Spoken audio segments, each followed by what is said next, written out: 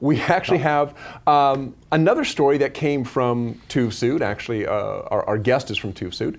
And you know, it's an interesting tie-in. We talk about the changes in ISO 9001 and how, in a sense, it is looking at the company more holistically. When we talk about, let's say, the voice of the customer, very often we think of the voice of the customer in terms of ideas or suggestions for improving their product or your product, and very often that voice is not a suggestion for improvement, the voice is a complaint. Mm-hmm. And I would argue, as will our next guest, that complaints are probably the most important and useful voice of the customer you can get. So how you collect and address complaints is extremely important for a company. And by the way, I would say that in a sense, how you do that also ties in to your ISO 9001, how you implement it, corrective and preventive action, how you're collecting that voice of the customer in terms of complaints and so forth, and then what you're doing with it. So these things are very synergistic. Well, our guest today is Richard DeRisio, Vice President, Medical Health Services for TUV SUD, America's TUV SUD.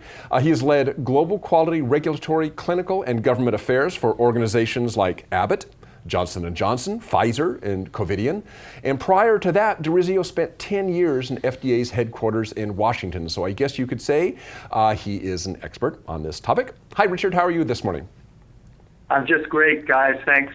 Great to be with you again. Okay. Well, you know, you have drawn, in discussions you and I have had, you have drawn the distinction between, let's say, focus groups, which tend to be kind of feel-good sessions where, you know, you're talking to customers, trying to find out, you know, what enhancements they want or that sort of thing. That versus customer complaints. Why do you think that complaints are more important? You know, it's interesting because we think of focus groups, voice of the customer at the front end of the process where people are telling us what we'd like a product to be like, the features we'd like to see, but it's a little bit vague. There's still a lot of shades of gray. But we don't use voice of the customer when we talk about complaints. We often think of them, unfortunately, as complainers, and that this is a burden that we have to deal with this information. In fact, that voice that's speaking to us, that customer that says, listen to me, there's something wrong with your product, it can be features that were just overlooked for a large segment of the people who use our products. And again, you know, these products, I'm in the medical device business, but the thing that's amazing about this area is that it works. If you do it well, it works whether you're making bronchoscopes or batteries, cookies or cars, it doesn't matter. We all know how we feel when our voice isn't heard, if we filed a complaint, if we've given a recommendation for an improvement and nothing happens. We just think nobody's listening. On the FDA part of the world and also internationally, there's this concept of design validation, and it's testing products in the manner in which they will be used. But even when a company is doing it, unless they've done a huge clinical trial, you don't really start to see how the product is performing. And one of the things I'll be talking about, in my experience, if I look back over recalls that we had that were particularly painful in any company, we look back and we say, if we had looked at that sentinel event, that first one or two complaints where we said, oh no, it's user error, they just don't know how to use our device, or it was a one-off, it was a simple malfunction, or it broke and shipped in transit. If we had drilled down, I can think of examples where we would have shut down the production line, we would have really reduced the damage by not continuing to ship product to the field for months, and then all of a sudden the weight of the malfunctions we were seeing, or worse, if there were occasional minor injuries, we would have to bring the product back. And in this talk, when I'm talking about reducing risk in 6 different ways, yes, the key is reducing the risk of harm to patients and the users of products. And again, it doesn't have to be medical devices. But there's also that loss of business share. I know that companies, if somebody has a recall, they pull the product off the market. Other companies want to swoop in, grab that market share, restore customer confidence.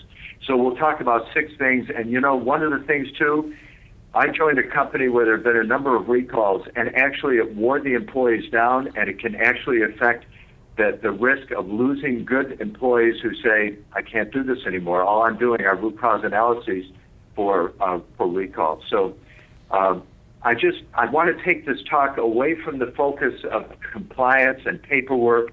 I'll talk about Kaizen events that we did and some of the findings and some of the other tips and tricks that got our cycle times down to less than 30 days for even the most complex devices. Well, now, Richard, this seems so logical. I mean, obviously, you talk about voice of the customer. Oh, everybody wants to use voice of the customer information. They want to use it to improve their company. So, what would be holding a company back from excelling or at least making good use of these types of complaints? Well, I'll tell you one thing. Sometimes when I've given a talk on CAPA, I've said, why is it that CAPA is a 4-letter word? Companies that do the thing with CAPA is that it's not in anyone's job description unless you have an enlightened company. I'll tell you something we did, and I'll talk about it more during the talk, but we actually created a group of engineers, talented, some of them with Six Sigma black belt training. All they did was improvement. But it was CAPA, but really it was a product improvement group, and they were recognized, and they were heroes inside the company because what we did is we had a very rapid-fire way of taking complaint information into a root cause analysis, into a corrective action if it warranted that. But many companies have such a cumbersome CAPA system, they're trying to put too much into it rather than dealing with simple nonconformances, that they just simply do not have the bandwidth to take some of the really serious issues that they're seeing on complaints and getting into a rapid fix. And actually, I'll talk about some ways that we can do that. Yeah, actually, that's a good lead into my next question here. Is I realize that the kind of customer inputs or metrics you monitor, will vary from company to company and probably really more industry to industry. But can you give us maybe some metrics that you think are really most likely critical to any company, no matter what their business is? Well, this is, I'll give some examples, John, in the webinar, but, there are certain things like closure time. I've gone into companies, it was not unusual, I'd say, how many complaints do we have open? Oh, about 5,000, we lost count. And a lot of times, that issue of having an objective to drive the closure times down, we'll talk about some ways to do that during the talk. The other thing is just the root causes, of course. You're trying to compile what the typical root causes are, kinds of problems that the people are seeing on a routine basis. We also look at the response time for different groups because we're looking to other organizations to help us identify what the failure modes are.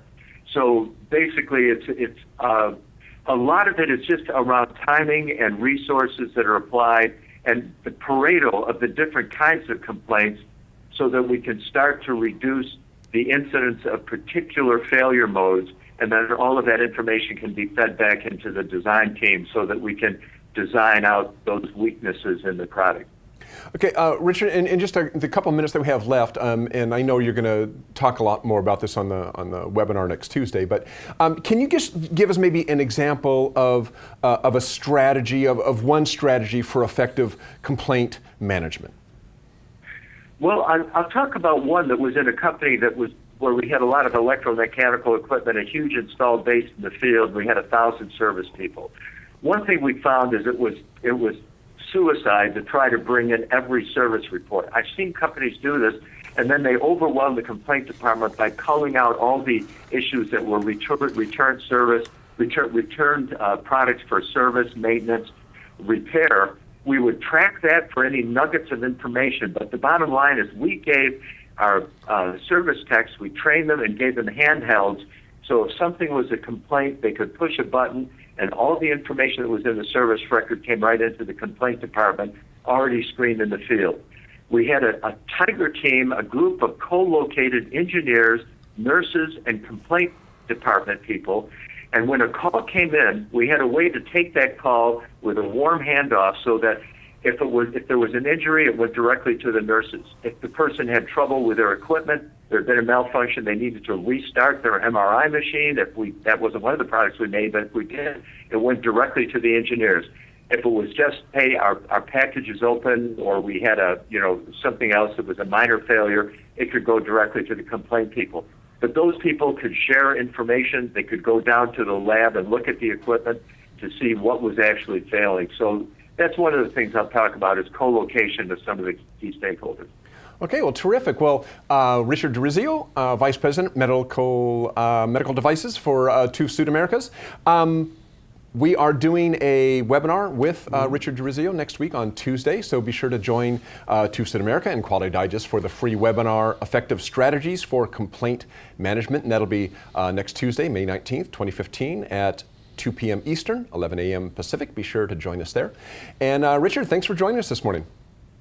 Thank you very much. I'll see you on Tuesday. Okay, see you, Richard. Thanks, Richard. Bye. Yeah, it can be a good one. And for all of you out there, in Richard's article is a link out to register for the webinar if you do want to check that one out, and also keep an eye on a finger on your email, whatever it is. But look at that to see. Right, and I should point out this, there, and I think Richard mentioned it here. This isn't only for people who are FDA-regulated industries. What he's going to cover is much more broad-based. His background happens to be that, but whether you're in a regulated industry or not, this would be a good webinar for you. So absolutely. Be sure If you have customers, it's going to be a good webinar for you to check out.